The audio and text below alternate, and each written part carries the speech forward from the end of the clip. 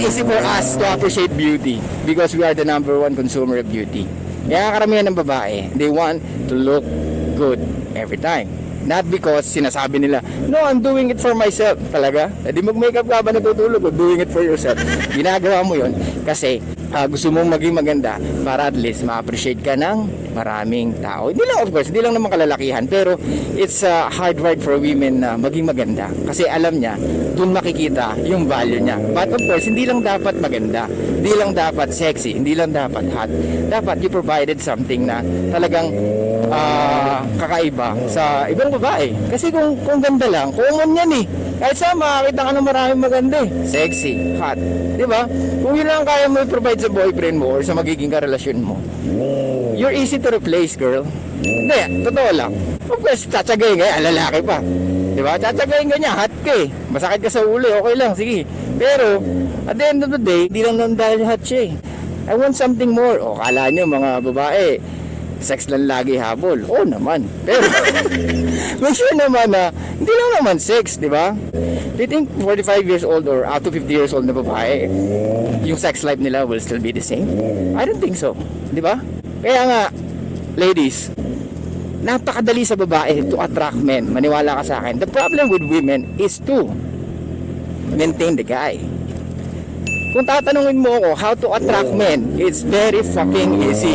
Ano gagawin niya?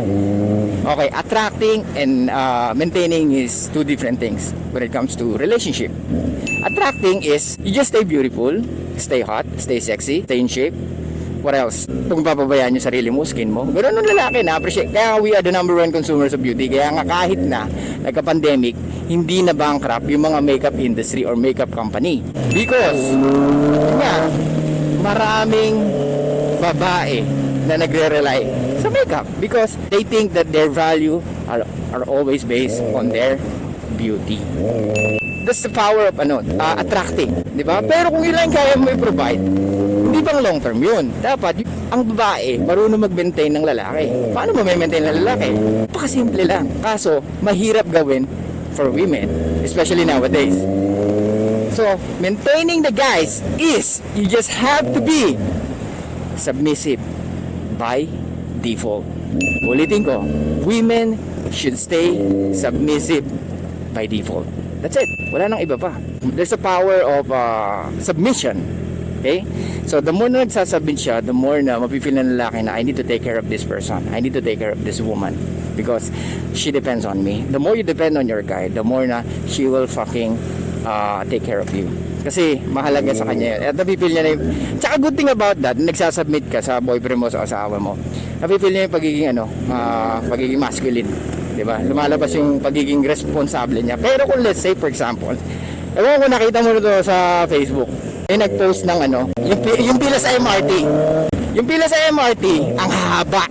Sobrang haba, di ba? Every morning, especially Monday. Sabi doon, mas nakakapagod pa bumiyahe kesa magtrabaho. Which is no. Kasi yung traffic, yung init, yung pila, tapos mahabang oras yung ginuugol mo.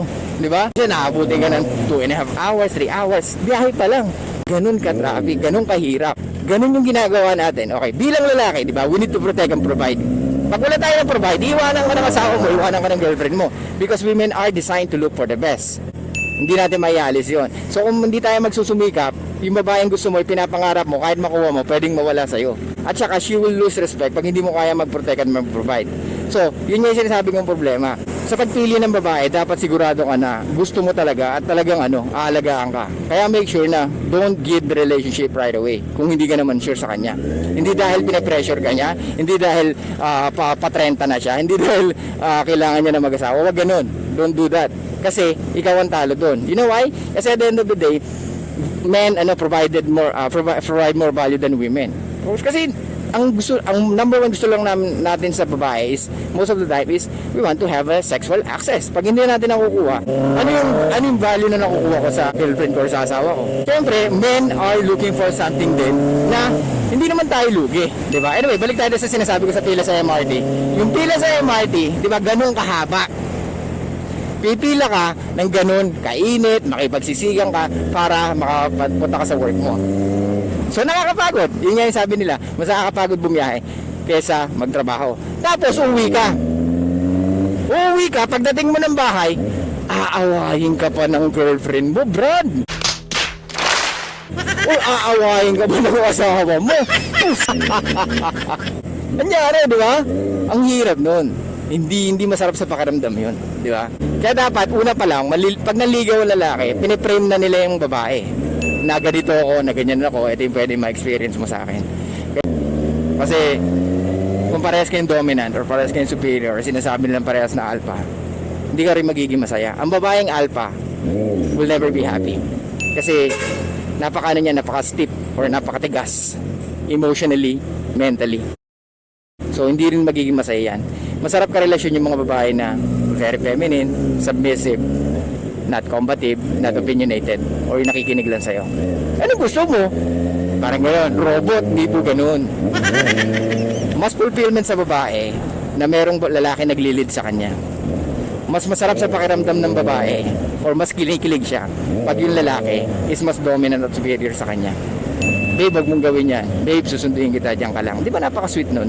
Di ba parang, babe, wag ka mag-alala. Sige, ako na bahala dyan. Pag yung namumroblema ka sa ibang bagay or yung mga alam mong kaya niyang tumulong sa'yo eh. Di ba?